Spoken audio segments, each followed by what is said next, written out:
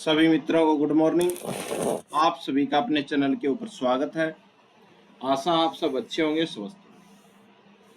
तो हम जो आज बात करने जा रहे हैं वो बात करेंगे संपत्ति अंतरण अधिनियम 1882 और इसमें हम धारा 8 के बारे में जिक्र करेंगे, आज चर्चा करेंगे। और हम बात करेंगे कौन सी संपत्ति जब बेची जाती है तो उसके साथ साथ कौन से अधिकार भी ट्रांसफर हो जाते हैं। तो आइए ज्यादा समय नहीं लेते हुए सीधा टॉपिक के ऊपर चलते हैं। आइए शुरू करते हैं।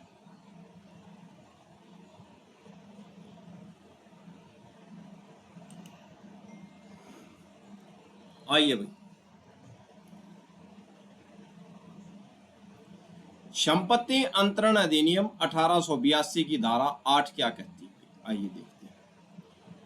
संपत्ति का मतलब सिर्फ जमीन या मकान नहीं है, उसके साथ जुड़ी हर चीज है। क्या है भाई? संपत्ति। यानी कि संपत्ति का मतलब जो है जमीन या मकान नहीं, उसके साथ यानी कि संपत्ति के साथ जो भी चीज जुड़ी है वो क्या है? संपत्ति है भाई। ठीक है, ये धारा 8 बोलती है हमको संपत्ति अंतरण अधिनियम। और ये इस धारा में बहुत इंपॉर्टेंट चर्चाएं हैं भाई। जब आप किसी को अपनी संपत्ति बेचते या ट्रांसफर करते हैं तो उस संपत्ति के साथ जुड़े सभी अधिकार अपने आप नए मालिक, जिसको क्या बोलते हैं, अंतरीति के पास चले जाते हैं, जब तक कि अलग से मना न किया गया हो। जबरदस्त पॉइंट कह दिया यहाँ पे। तो धारा 8 बोलती है कि हम कोई भी संपत्ति बेचते हैं या कोई जमीन है उसको हम बेचते हैं तो उसके साथ जो भी अधिकार हैं, जैसे हम कोई जमीन बेच रहे हैं, जमीन के अंदर कुआं भी है, पानी का स्रोत भी है, पेड़ पौधे भी लगे हैं, ठीक है, और आने जाने का रास्ता भी है उस जमीन में। तो कोई भी जमीन हम बेचेंगे तो उसके साथ जो जो अधिकार हैं, जैसे पेड़ पौधे हो गए, पानी का स्रोत होगा, सभी क्या है वो भी लेने वाले व्यक्ति को ट्रांसफर हो जाएंगे। ठीक है, ये धारा 8 बोलती है जब तक अलग से मना न किया गया हो। ठीक है, यानी कि जब तक वो ट्रांसफर माने जाएंगे जब तक उसमें कोई शर्त नहीं लगा रखी हो। अब शर्त ये लगा दी, ऐसे मान लो कि मैं जमीन तो दे रहा हूं लेकिन जो पेड़ खड़ा है वो नहीं दूंगा, वो मेरा, ठीक है, उसको मुंह उखाड़ के ले जाऊंगा। तो जब तक शर्त नहीं लगाई जाती तब तक ये मान लिया जाता है कि संपत्ति के साथ जो भी अधिकार जुड़े हैं वो क्या हो जाते हैं? ट्रांसफर हो जाते हैं भाई। धारा 8 ये बात बोलती है। उदाहरण देखते, मान लीजिए ए अपना एक मकान बी को बेचता है भाई। ठीक है भाई, बेचता है भाई, संपत्ति का अंतरण भाई। ये कौन है? विक्रेता है और ये खरीदने वाला क्रेता है भाई। धारा 8 के अनुसार बी को मकान के साथ साथ ये चीजें भी अपने आप मिल गई अगर ए ने मना नहीं किया। तो कौन कौन सी चीजें मिल गई अगर ए यहाँ पे शर्त नहीं रखता? तो एक तो मकान से जुड़ी हुई चीजें, जैसे दरवाजे हो गए, मकान में खिड़कियां हो गई, पंखे हो गए, बिजली की फिटिंग हो गई, जो मकान का हिस्सा है ये अपने आप मिल गई भी, ट्रांसफर हो गए ये अधिकार भी। और किराए का लाभ, अगर ए ने किसी को किराए पर मकान दे रखा था तो अब से आगे वो किराया कौन लेगा? वो बी लेगा भाई। ठीक है, अगर मकान किराए पर है तो मकान ट्रांसफर होते ही उस दिन के बाद का किराया कौन लेगा? बी लेगा भाई।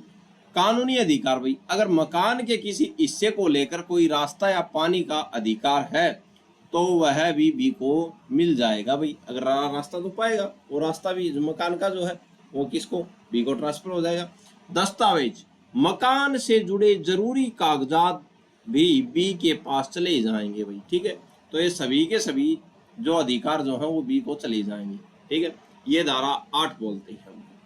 सामान्य नियम है, यदि ट्रांसफर शर्त मुक्त है, यानी कि ट्रांसफर है जो बेचा जा रहा है, बेचने के समय उस पर कोई शर्त नहीं है, ठीक है, तो संपत्ति के साथ उसके सारे अधिकार ट्रांसफर होने वाले से लेने वाले के पास चले जाते हैं। यानी कि अंतरक से अंतरीति के पास चले जाते हैं वो अधिकार।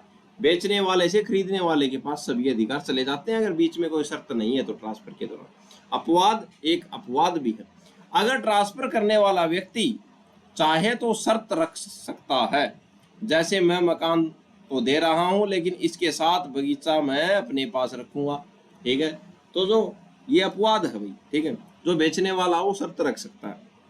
अब मकान है, मकान के पास बगीचा है तो ये बोल दे कि मकान तो मैं दे दूंगा लेकिन बगीचा रखूंगा। ठीक है, यदि ऐसी कोई स्पष्ट शर्त नहीं है तो कानून यह मानेगा कि पूरी की पूरी संपत्ति और उसके सारे फायदे नए मालिक के पास चले गए।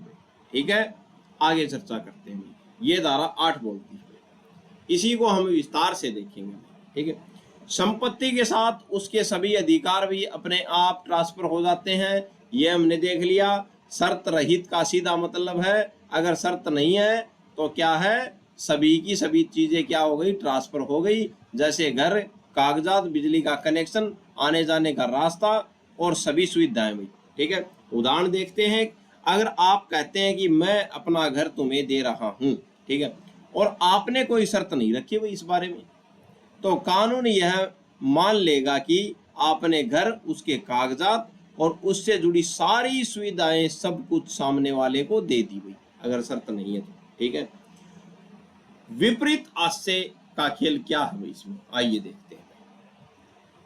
कानून यह कहता है कि अगर आप कुछ बचाकर रखना चाहते हैं तो आपको उसे साफ साफ बताना होगा। यानी कि अगर आप कोई शर्त रख रहे हैं तो आपको साफ साफ लिखना होगा कि मैं ये चीज नहीं देना चाह रहा। अगर आपने कुछ नहीं कहा तो कानून मान लेगा, अगर आपने कोई शर्त नहीं रखी या बताया नहीं कि मैं ये चीज नहीं दूंगा, तो क्या है, कानून ये मान लेगा कि पूरी की पूरी संपत्ति सब कुछ ट्रांसफर कर दी आपने।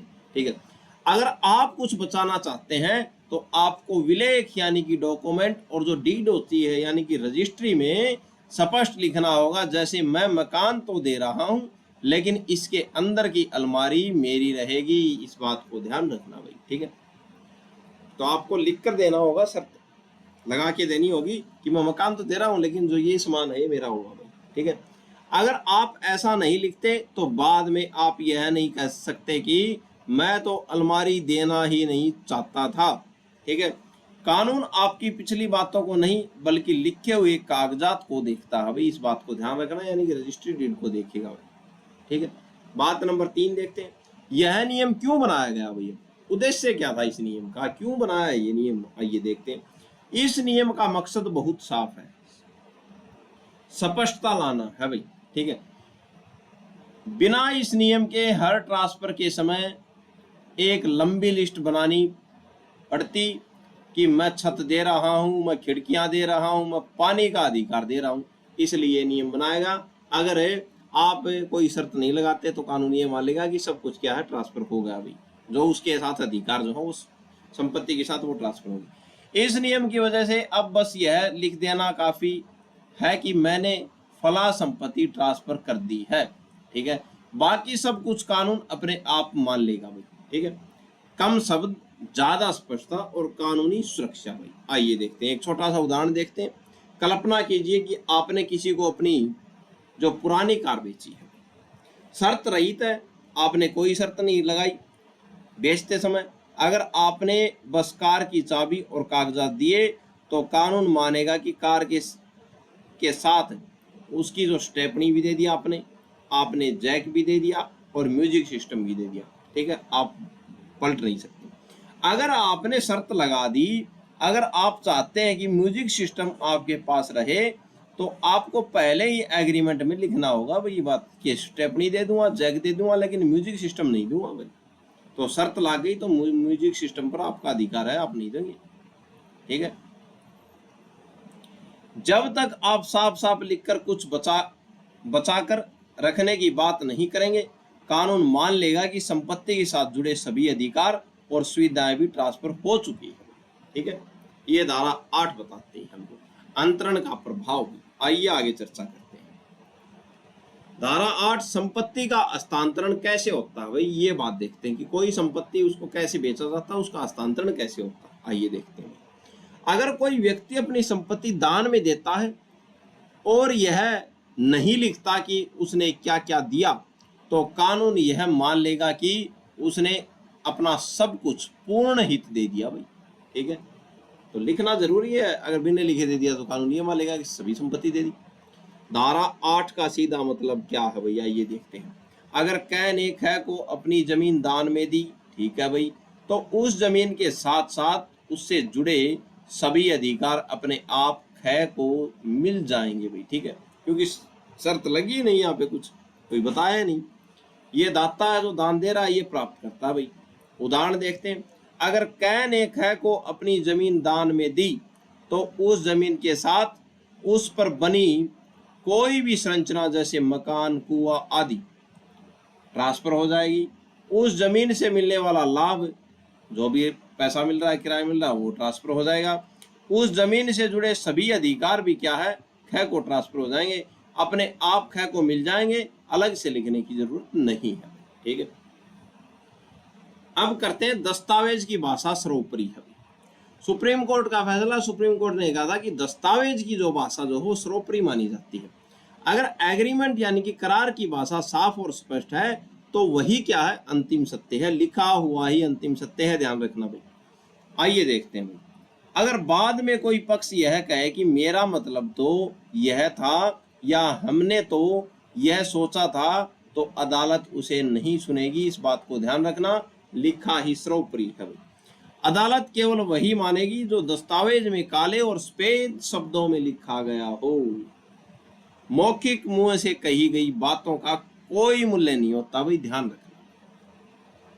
बात नंबर 3, दस्तावेज को पूरा पढ़ना चाहिए भाई, इस बात को ध्यान रखना।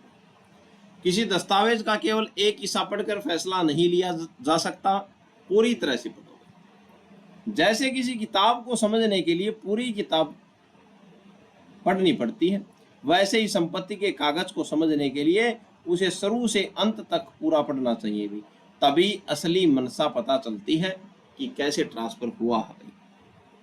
धारा 8, आपने जमीन दी है तो पूरा अधिकार भी दे दिया, भले ही अलग से न लिखा हो भाई। कानूनी भाषा क्या, कागज पर लिखा है तो वही सच है, मौखिक बातों से शर्त नहीं बदल सकती भाई। व्याख्या पूरे दस्तावेज को एक साथ पढ़कर ही उसका क्या है, मतलब निकालना चाहिए, टुकड़ों में नहीं भाई। ठीक है, यानी कि पूरे दस्तावेज को पढ़ो और फिर इसका मतलब निकालो भाई। आइए, तो ये क्या है, ऐसे हस्तांतरण होता है भाई। आइए आगे चर्चा करते हैं। संपत्ति अंतरण अधिनियम 1882 की धारा 8, अंतरण की विधि, ये प्रासंगतियां क्या है। जब आप कोई संपत्ति जैसे जमीन या मकान ट्रांसफर करते हैं तो उससे जुड़ी सभी अधिकार, लाभ और दायित्व अपने आप उसके साथ चले जाते हैं, ये बोलती धारा 8। विधिक प्रासंगतियां क्या है भाई, इसका मतलब क्या है, इसे आप बोनस या पैकेज समझ सकते हैं। जब आप कोई मुख्य चीज जैसे जमीन या मकान किसी को बेचते हैं या ट्रांसफर करते हैं तो उस मुख्य चीज से जुड़ी बाकी छोटी मोटी सुविधाएं भी, जिम्मेदारियां भी अपने आप उसके साथ चली जाती हैं। ठीक है, किसके साथ, संपत्ति के साथ। तो एक कानूनी पैकेज है जिसके साथ सभी क्या जिम्मेदारियां चली जाती हैं। यदि आप अपना घर बेच रहे हैं तो आपने केवल दीवारें और छत नहीं बेची, बल्कि उस घर के साथ जो अधिकार जुड़े हैं वे भी आपने खरीदार को दे दिए। ठीक है, जमीन के मामले में क्या क्या ट्रांसफर होता है, तो जमीन के मामले में जमीन से जुड़े सब चीज जैसे पेड़ पौधे, खंबे, दीवारें और नींव, सभी क्या होती है, ट्रांसफर हो जाते हैं भाई संपत्ति के साथ ही। सुखाचार का अधिकार भाई, जो भी रास्ते लगते हैं वो सभी रास्ते क्या हो जाते हैं, ट्रांसफर हो जाते हैं भाई। खनिज पदार्थ भाई, जमीन के नीचे मौजूद खनिज भी उसी के हो जाते हैं जब तक कि एग्रीमेंट में कुछ अलग न लिखा हो। ठीक है भाई। लाभ लेने का अधिकार भाई, उस जमीन से होने वाली कमाई जैसे वहां लगा हुआ फलदार पेड़ या उससे आने वाला किराया, ये भी क्या हो जाते हैं भाई, ट्रांसफर हो जाते हैं भाई। ठीक है, दो महत्वपूर्ण बातें जो आपको ध्यान में रखनी है। पुराना किराया का लाभ भाई, अगर आपने जमीन आज बेची तो आज से पहले का जो किराया या मुनाफा जमा हुआ था वह पुराने मालिक का ही रहेगा भाई। ठीक है, और जो आने वाला जो किराया है वो नए मालिक को क्या हो जाएगा, ट्रांसफर हो जाएगा। किराएदार अगला जो किराया देगा वो नए मालिक को देगा भाई। प्रतीकात्मक कब्जा भाई, इसका मतलब है केवल कागजों पर या नाम मात्र का कब्जा लेना भाई। ठीक है, इसको बोलते हैं प्रतीकात्मक कब्जा भाई, कागजों पर या नाम मात्र कब्जा लेना भाई। कानून कहता है कि सिर्फ प्रतीकात्मक कब्जा ले लेना पूर्ण अंतरण नहीं है। असली मालिकाना हक के लिए जमीन का भौतिक या प्रभावी कब्जा जरूरी है। ठीक है, तो कानून कहता है कि जो है कानून कहता है कि सिर्फ प्रतीकात्मक कब्जा ले लेना पूर्ण अंतरण नहीं है, असली मालिकाना हक के लिए जमीन का भौतिक या प्रभावी कब्जा जरूरी है। ठीक है, मान लीजिए कै ने ख को अपना एक आम का बगीचा बेचा। ठीक है, आम का बगीचा बेच दिया कै ने ख को मिल गया भाई, बगीचा मिल गया, पेड़, उस पर लगे आम भी ख के हो गए, भले ही कागज पर पेड़ का जिक्र हो, बगीचे तक जाने का रास्ता भी किसका हो गया, ख का हो गया, सुखाधिकार है ये। और किराया, अगर पिछले महीने का किराया बाकी था तो वह क ही लेगा, इस पर ख नहीं ले सकता भाई। ठीक है, आइए आगे बात करते हैं। चेतावनी भी महत्वपूर्ण चेतावनी, पेड़ का ट्रांसफर जमीन का ट्रांसफर नहीं होगा, इस बात को ध्यान रखना। अगर आप किसी पेड़ का ट्रांसफर कर रहे हैं, पेड़ बेच रहे हैं, तो जमीन ये नहीं माना जाएगा कि जमीन भी बेच दी अपनी। जमीन के साथ जुड़ी हर चीज जैसे पेड़, झाड़ियां, घर आदि अपने आप ट्रांसफर हो जाती हैं, लेकिन केवल पेड़ों का ट्रांसफर करने से जमीन ट्रांसफर नहीं होती, इस बात को ध्यान रखना। कहीं आप पेड़ खरीद लें और ये बोल दें कि जमीन भी आ गई मेरी, जमीन बड़ी है, पेड़ छोटा हिस्सा है। अगर आपने पूरी जमीन बेची है तो उस जमीन पर लगे सारे पेड़, झाड़ियां और उस पर बना घर, सब कुछ अपने आप खरीदार का हो जाता है, आपको अलग से कुछ लिखवाने की जरूरत नहीं है भाई। ठीक है, उल्टा नियम काम नहीं करता। अगर आपने सिर्फ पेड़ बेची तो इसका मतलब यह नहीं है कि आपने जमीन दे दी, आपने तो पेड़ ही दिए है। भाई तुम मेरी जमीन पर लगे ये 10 आम के पेड़ काट कर ले जाओ या इनके फल ले लो, तो पेड़ बेचे हैं, जमीन थोड़ी बेची है। निष्कर्ष, जमीन के साथ पेड़ तो आ सकते हैं, लेकिन पेड़ के साथ खुद ब खुद जमीन नहीं आ सकती। ठीक है, इस बात को ध्यान रखना भाई। एक केस था जिसमें ये बात कही गई थी कि जमीन बड़ी है, पेड़ छोटे हैं। केस का नाम था विश्वनाथ बनाम रामराज। मामले में इलाहाबाद हाई कोर्ट ने कहा कि जमीन के साथ उस पर लगी हर चीज अपने आप ट्रांसफर हो जाती है भाई। ठीक है, केस का क्या नाम था, विश्वनाथ बनाम रामराज के मामले में इलाहाबाद हाई कोर्ट ने कहा था कि जमीन बेचने के बाद जमीन के साथ जो जो चीजें जो हैं, जो जो अधिकार जो हो अपने आप ट्रांसफर हो जाते हैं। ठीक है, कानूनी दस्तावेज का नियम क्या है, कागज पर जो लिखा है वही कानून है। अगर कागज पर लिखा है कि जमीन ट्रांसफर की जा रही है तो पेड़, मकान, खनिज, रास्ता, सब कुछ साथ में ट्रांसफर हो गया। दस्तावेज जमीन ट्रांसफर की जा रही है। ठीक है, अगर कागज पर सिर्फ पेड़ ट्रांसफर किया जा रहा है तो जमीन ट्रांसफर नहीं मानी जाएगी, ध्यान रखना। तो सिर्फ पेड़ ही ट्रांसफर हुए हैं, जमीन क्या पुराने मालिक के ही पास रहेगी, इसका बात ध्यान रखना। पेड़ के साथ जमीन नहीं आ सकती। जमीन बेची, सब कुछ बेच दिया भाई। ठीक है, जमीन के साथ सभी अधिकार चले गए। पेड़ बेचा, सिर्फ पेड़ ही बेचा, मालिकाना हक जमीन का उसी मालिक के पास रहेगा क्योंकि पेड़ ही बेचे। स्पष्टता जरूरी है। अगर आप चाहते हैं कि जमीन भी साथ में ट्रांसफर हो तो उसे साफ साफ कागज पर लिखना होगा। आप यह उम्मीद नहीं कर सकते कि सिर्फ पेड़ों का सौदा करने से अदालत अपने आप जमीन भी आपको दिला देगी। तो अगर आप जमीन लेना चाहते हैं तो उस पर साफ साफ लिखना होगा कि पेड़ भी और पेड़ों के साथ साथ जमीन भी भाई। ठीक है, दस्तावेज में स्पष्ट लिखें कि जमीन, पेड़, मकान, रास्ता और अन्य अधिकार क्या है ले रहा हूं। कानून में हर शब्द की अहमियत है। दस्तावेज में स्पष्ट लिखें कि आप क्या ट्रांसफर कर रहे हैं, सिर्फ पेड़ या पूरी जमीन, उसके साथ सब कुछ। ठीक है, आइए आगे चर्चा करते हैं। धारा 8 का सिद्धांत क्या है, बड़ी चीज के साथ छोटी चीज अपने आप साथ चली जाती है। ठीक है, यानी कि जमीन लेंगे तो छोटी चीज जो है वो अपने आप ट्रांसफर हो जाती है। ये देखते हैं। कानून कहता है जब आप कोई बड़ी चीज, जमीन, मशीन, भवन आदि ट्रांसफर करते हैं तो उससे जुड़ी छोटी छोटी चीजें भी अपने आप उसके साथ ट्रांसफर हो जाती हैं। पहली बात है मशीनरी का नियम। अगर मशीन जमीन से इस तरह जुड़ी है कि वह जमीन का हिस्सा बन गई है, जैसे फैक्ट्री की भारी मशीनें जो नींव में फंसी है भाई, तो वह भी जमीन के साथ ट्रांसफर होगी भाई, इस बात को ध्यान रखना। नट और बोल्ट का मतलब, नट, बोल्ट और छोटे पुर्जे भी मशीनरी का ही क्या है, हिस्सा माने जाएंगे भाई। क्यों? क्योंकि नट बोल्ट के बिना मशीनरी बेकार है।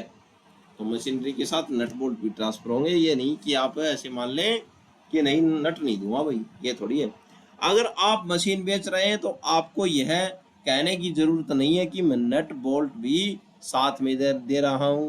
कानून खुद मान लेगा कि मशीनरी के साथ उसके जरूरी पुर्जे भी साथ में बिकें। ठीक है, ये मालिक है, ये मशीन है, मशीन प्लस नट बोल्ट पुर्जे सब साथ ट्रांसफर होंगे। खै को भवन का नियम भाई, अगर आप किसी घर का को बेच रहे हैं तो घर के साथ दरवाजे, खिड़कियां, ताले, चाबियां और लोहे की छड़ें जो जो उस मकान में लगी और सुखाधिकार यानी कि रास्ता अपने आप ट्रांसफर हो जाएगा जब आप मकान बेच रहे हैं भाई।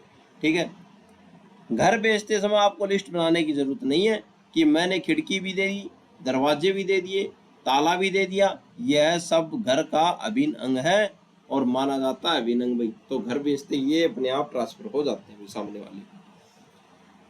एक केस, हम केस के बारे में चर्चा करते हैं। अशोक कुमार बनाम चीफ कंट्रोलिंग रेवेन्यू अथॉरिटी का मामला, एक जरूरी मामला था।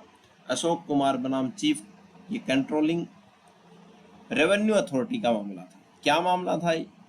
यह एक बहुत महत्वपूर्ण अपवाद है। यह हमें बताता है कि धारा 8 का नियम कब काम नहीं करता। ध्यान रखना भाई इस केस को। अशोक कुमार बनाम चीफ कंट्रोल रेवेन्यू अथॉरिटी, ये अपवाद है कि ये ऐसे बताता है कि कब धारा 8 का नियम काम नहीं करता, कब नहीं करता। तो मामला क्या था भाई? जमीन के मालिक ने पट्टे पर जमीन दी भाई, ठीक है भी दे दी।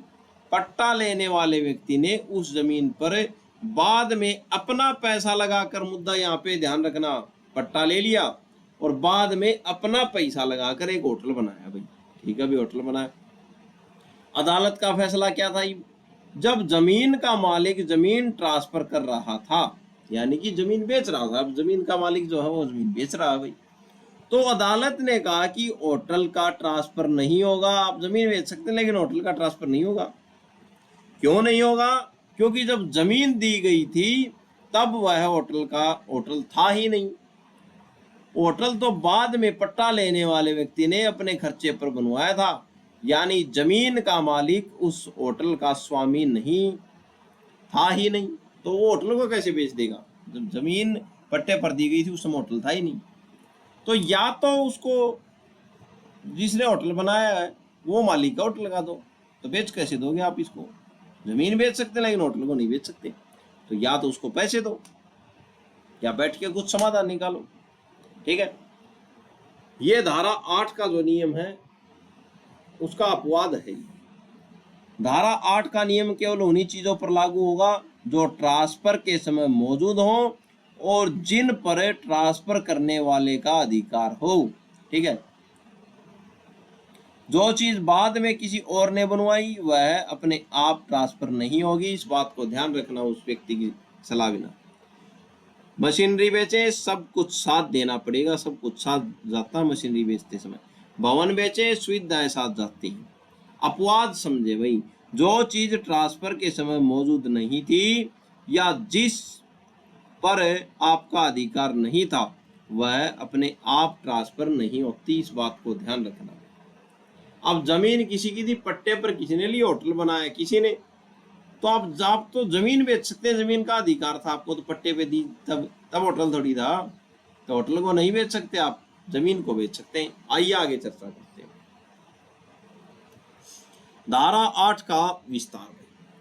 मुख्य चीज के साथ जुड़ी सभी चीजें अपने आप ट्रांसफर हो जाती हैं। ऋण देखते हैं। ऋण यानी कि ये बोलता है कि मुख्य चीज के साथ जो मुख्य चीज है, मुख्य चीज के साथ जुड़ी सभी चीजें अपने आप ट्रांसफर होती हैं भाई। आइए देखते हैं मुख्य चीज के साथ कौन कौन सी चीजें कैसे ट्रांसफर होती हैं। ऋण और उसकी सिक्योरिटी का नियम है। अगर कोई लेनदार जिसे पैसे लेने हैं अपना यह अधिकार किसी और को बेच देता है कि मैंने आपको इतने में ये अधिकार बेच दिया, आप फलाने से पैसे ले लियो, तो पैसे वसूलने का अधिकार और उसकी सिक्योरिटी दोनों ही नए व्यक्ति को मिल जाती है। ठीक है, क्योंकि उसने बेच दिया। ठीक है भाई, कै को खै से 1 लाख रुपए लेने हैं भाई, ये लेनदार है। ख कौन है? पैसे देने वाला। अब क अपना कर्ज ग को ट्रांसफर कर देता है। क बोलेगा कि भाई तुम ले लियो, ठीक है, और मेरे को पैसे दे दो इससे, ठीक है भाई। ख से पैसे मांगने का हक, ठीक है भाई। अब कौन किसके पास है? ग के पास है। ख की गिरवी रखी अंगूठी को रखने का हक भी किसके पास है? ग के पास है। कर्ज के बदले ख ने अपनी अंगूठी गिरवी रखी। नोट क्या है? यह नियम बंधक पर लागू नहीं होता, पट्टे पर लागू नहीं होता भाई, ध्यान रखना भाई, क्योंकि बंधक की प्रक्रिया कानून अलग और सख्त होती है भाई, ठीक है। ब्याज और आय का नियम भाई, जिसका माल उसी का लाभ भाई, ठीक है। क्या बोलता है ब्याज और आय का नियम? अगर आपने आज किसी को कोई प्रॉपर्टी जैसे मकान या बैंक का पैसा ट्रांसफर की भाई, ठीक है भाई, प्रॉपर्टी या कोई बैंक का पैसा ट्रांसफर कर दिया, तो जिस पल वह चीज ट्रांसफर हो गई उस पल से मिलने वाला ब्याज या किराया भी उसी का हो जाएगा जिसे आप प्रॉपर्टी दे रहे हैं, ठीक है। यानी कि मकान लिया किसी ने और आपने वो किराए पर दे रखा है, तो मकान आपने जब भी ट्रांसफर कर दिया, बेच दिया, तो वह आगे जो आने वाला किराया है वो भी उसी व्यक्ति का हो जाएगा, ठीक है। बैंक में जमा पर ब्याज, आज पैसा ट्रांसफर हुआ है, ठीक है, कि ये पैसा आगे से फलाने व्यक्ति का, तो आज से मिलने वाला ब्याज नए मालिक का हो जाएगा। जैसे ही मालिक बदला, कमाई, ब्याज, किराया का हक भी बदल जाएगा भाई, ध्यान रखना। यह लिस्ट खत्म नहीं होती भाई, आइए देखते हैं। कानून कहता है कि हमने जो उदाहरण दिए जैसे पेड़, मशीनरी, खिड़की, दरवाजे या ब्याज की बात की, यह सिर्फ उदाहरण है, कानून बहुत बड़ा है भाई। धारा 55, 56 और 108 ये धाराएं अलग अलग तरह के करार की बात करती हैं, जैसे कि किसी प्रॉपर्टी को सुरक्षित रखने का वादा या उसे किसी को किराए पर देने का अधिकार में, ठीक है। तो धारा 55, 56, 108 इनको हम आगे देखेंगे। सरल अर्थ क्या है? जब आप जमीन बेचते हैं तो उसके साथ जमीन के वे सभी कानूनी वादे भी अपने आप ट्रांसफर हो जाते हैं जो उस जमीन को सुरक्षित रखने या इस्तेमाल करने से जुड़े हैं भाई, ठीक है। यह खरीदार को अलग से मांगने की जरूरत नहीं होती। अब तक का पूरा सार देखते हैं। धारा 8 का मूल मंत्र क्या है? पूरी थाली ट्रांसफर होगी भाई। मुख्य चीज बेचो, आप जमीन, मकान या मशीन बेच रहे हैं, जुड़ी हुई चीजें साथ जाएंगी भाई, इस बात को ध्यान रखना भाई। उसके साथ आने वाले पेड़, दरवाजे, मशीन, नट बोल्ट और उस पर मिलने वाला ब्याज और उससे जुड़े कानूनी अधिकार भी क्या है भाई, ट्रांसफर हो जाएंगे। लिखने की जरूरत नहीं पड़ती, अपने आप ट्रांसफर हो जाते हैं। मालिक होना जरूरी है, जिसने आपको ये बेचा है वो खुद मालिक होना जरूरी है, ठीक है। धारा 8 का मूल सिद्धांत है, जब आप किसी बड़ी चीज ट्रांसफर करते हैं तो उससे जुड़े सभी छोटे बड़ी चीजें, अधिकार, लाभ और जिम्मेदारियां अपने आप ट्रांसफर हो जाती हैं, ठीक है। आगे चर्चा करते हैं। तो मालिक होना जरूरी है, शर्त है आपको अग्रीमेंट में हर ये रहा, यह सब तभी होगा जब बेचने वाला उस संपत्ति का मालिक हो। तो वहां पे हमने देखा था कि होटल बनाने वाला और था कोई। अगर आपने किसी और की जमीन पर होटल बनाया तो जमीन बिकने पर होटल साथ में नहीं जाएगा, इसको ध्यान रखना। ये अपवाद है भी धारा 8 का। धारा 8 का महत्वपूर्ण हिस्सा अधिकारों का आरक्षण भाई क्या है?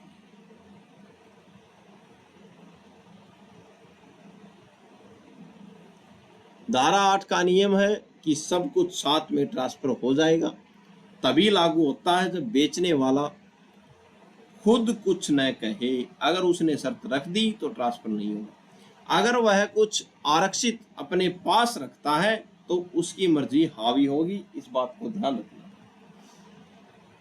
मालिक की मर्जी ही कानून है भाई। आप अपनी जमीन बेचते समय शर्त लगा सकते हैं भाई, ठीक है, कि मैं ये चीज नहीं दूंगा। कै जो है बेचने वाला है और ख खरीदने वाला है भाई। कै ने शर्त लिखी है भाई, क्या शर्त लिखी है? जमीन तुम्हारी लेकिन इस पर लगा पुराना बरगद का पेड़ मेरा, तो शर्त लग दी। शर्त अगर लगा दी तो बरगद का पेड़ उसी मालिक का रह गया। इस जमीन के नीचे जो पानी का कुआं है उसका इस्तेमाल मैं करता रहूंगा। ठीक है भाई, ये भी शर्त लगा दी।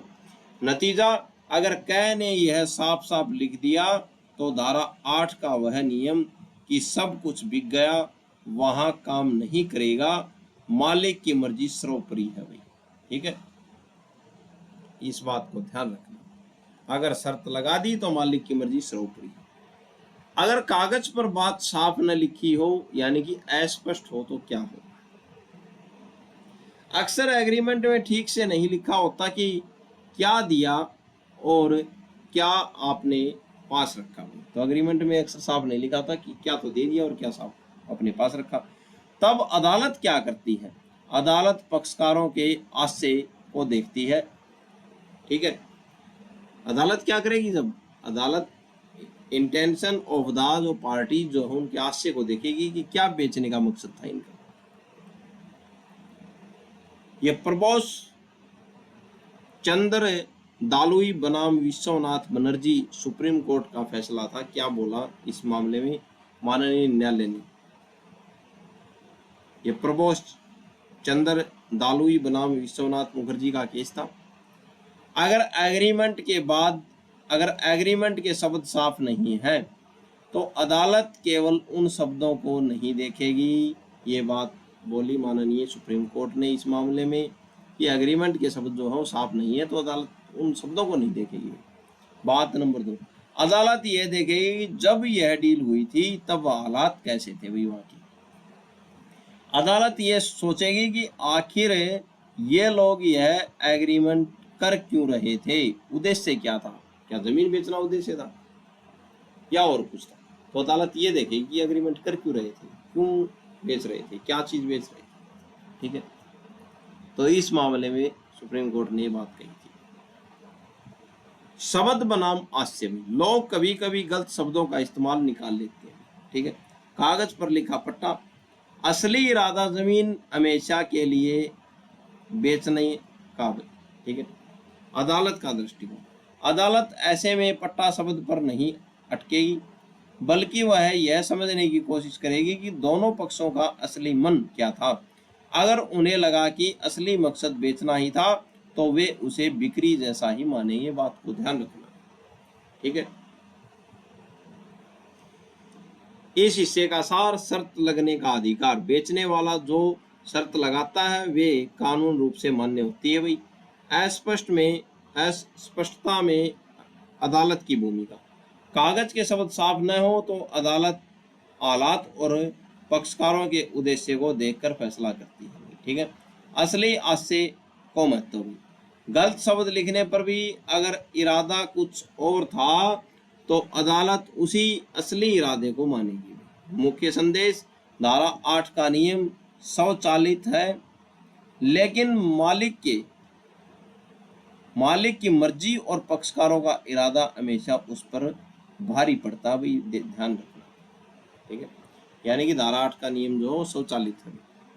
ठीक है, लेकिन मालिक की मर्जी और पक्षकारों का इरादा उस पर हमेशा भारी पड़ता है। इस बात को ध्यान रखना, अपवाद में आता है। आइए आगे चर्चा।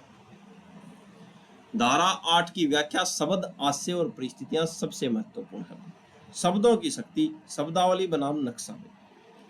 पटना हाईकोर्ट ने कहा कि अगर किसी दस्तावेज में लिखी गई जमीन की मात्रा और साथ लगे नक्शे में अंतर हो तो लिखे हुए शब्द यानी कि शब्दावली नक्शे से अधिक शक्तिशाली होगी। इस बात को ध्यान रखना, यानी कि जो लिखी हुई बात जो है वो क्या होगी, अधिक शक्तिशाली होगी। किससे? नक्शे से। दस्तावेज में लिखा है, क्या लिखा है? खान के पट्टे द्वारा 100 एकड़ जमीन दी गई, दस्तावेज में लिखा है। नक्शा जमीन दर्शाती है कि 70 एकड़ का है, तो ये बात मानी जाएगी। लिखता हूं, क्यों? शब्द इंसान के इरादे को स्पष्ट रूप से व्यक्त करते हैं जबकि नक्शा बनाने में गलती हो सकती है। निष्कर्ष, इसीलिए दस्तावेज में लिखे शब्दों के अनुसार 100 एकड़ ही वैध माना जाएगा, न कि नक्शे में दर्शाएगा 70 एकड़। भाई शब्द नक्शा, क्योंकि शब्द इरादे का सच्चा बयान होते हैं। ठीक है, नाम से नहीं काम से पहचान। भाई निपटारा विलेख बनाम वसीयत, ये क्या? आइए देखते हैं। नाम से नहीं, काम से पहचान है। एन.बी. सुब्रमण्यम केस में कोर्ट ने स्पष्ट किया कि अगर कोई कार्य सेटलमेंट डीड यानी कि निपटारा विलेख के रूप में किया गया है तो उसे वसीयत नहीं माना जा सकता। ठीक है, उदाहरण देखते हैं। मालिक निपटारा विलेख यानी कि सिग्नेचर और सेल कर दिया, लाभार्थी संपत्ति का निपटारा हो गया। ठीक है भाई, सीख क्या मिली? अगर आपने आज ही अपनी संपत्ति का निपटारा किसी को दे दिया तो वह अब आपकी संपत्ति नहीं रही भाई। ठीक है, आप बाद में उसकी वसीयत किसी और के नाम नहीं कर सकते क्योंकि अब आप उसके मालिक नहीं है भाई। तो आपने बेच ही दी तो आप मालिक कैसे रह गए और बाद में आप वसीयत कैसे लिख गई? ठीक है, कागज का नाम बदल देने से कानूनी स्थिति नहीं बदलती। निपटारा विलेख का मतलब वर्तमान में और हमेशा के लिए अधिकार का हस्तांतरण भाई। ठीक है, काम वास्तविक इरादा ही कानूनी पहचान तय करता है, नाम नहीं करता भाई। ठीक है, तो आप ये नहीं कि आपने एक बार कोई संपत्ति बेच दी और उसके बाद आपने क्या कर दिया, उसका वसीयत लिख दिया। ठीक है, तो ये आप नहीं कर सकते।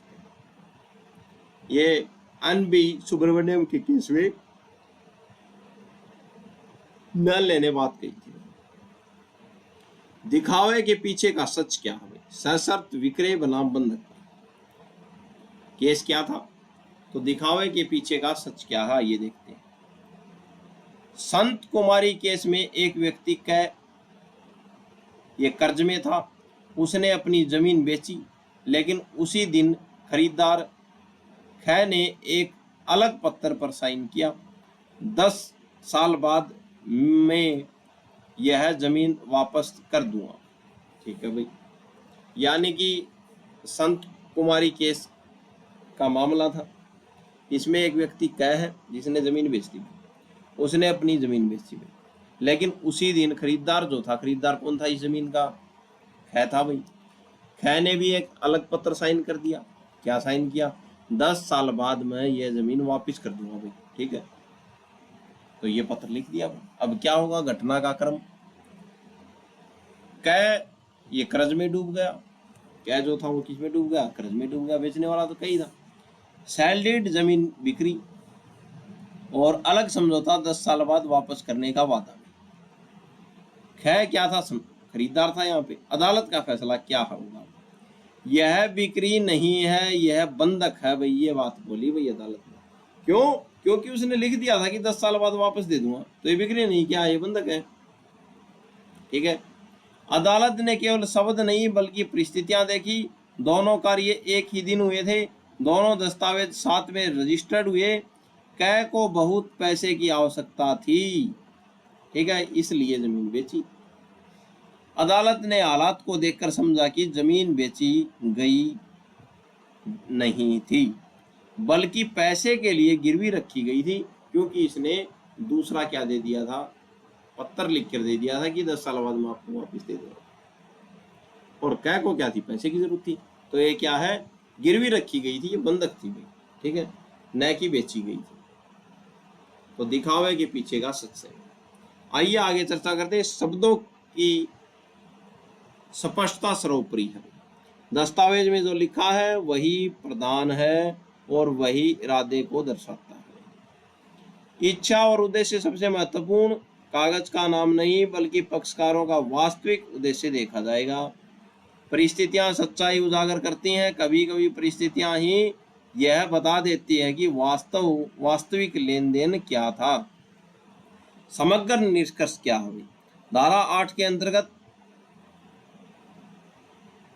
अधिकारों का हस्तांतरण होता है, लेकिन यदि विक्रेता स्पष्ट रूप से कुछ अधिकार अपने पास रखने की शर्त रखे तो उसका इरादा और परिस्थितियां सर्वोपरि मानी जाती हैं भाई। ठीक है, आगे चर्चा करते हैं। दस्तावेज को समझने का सही तरीका 2 महत्वपूर्ण फैसलों से सीखें भाई। दस्तावेज को कैसे समझा जाता है? किसी भी कानूनी दस्तावेज को समझने के लिए सिर्फ उसके नाम या एक लाइन को नहीं बल्कि पूरे दस्तावेज, पक्षकारों के इरादे और उस समय की परिस्थितियों को साथ में देखना जरूरी है कि क्या परिस्थितियां थी उस समय। केस का नाम है विश्वनाथ प्रसाद सिंह बनाम राजेंद्र प्रसाद। पूरा पढ़ना क्यों जरूरी है भाई दस्तावेज को, ये बात इस केस में कही थी। अदालत का कहना, किसी भी एग्रीमेंट या कॉन्ट्रैक्ट को टुकड़ों में मत पढ़िए, क्योंकि पूरा पढ़िए तब उसका अर्थ निकल के आएगा। ठीक है, आसान बात। जैसे आप पूरी फिल्म देखें, बिना यह नहीं कह सकते कि फिल्म का क्लाइमैक्स क्या है। ठीक है, वैसे ही आप किसी एग्रीमेंट की सिर्फ एक लाइन या एक क्लॉज पढ़कर यह नहीं तय कर सकते कि उसका मतलब क्या है। ठीक है, तो पूरा पढ़ना चाहिए। यह बात किस केस में गई थी? विश्वनाथ प्रसाद सिंह बनाम राजेंद्र प्रसाद के केस में गई। तरीका गलत भाई, सिर्फ एक क्लोज या एक लाइन पढ़ना क्या आपका तरीका गलत है। पूरा दस्तावेज शुरू से अंत तक पढ़ना आपका तरीका सही है। आपको पूरा दस्तावेज शुरू से अंत तक पढ़ना होगा, तभी आप यह समझ पाएंगे कि दोनों पक्षकारों का असली मकसद क्या था। ठीक है, अगला केस देखते हैं हम। सी चेरियानाथन बनाम पी नारायण सम्मानन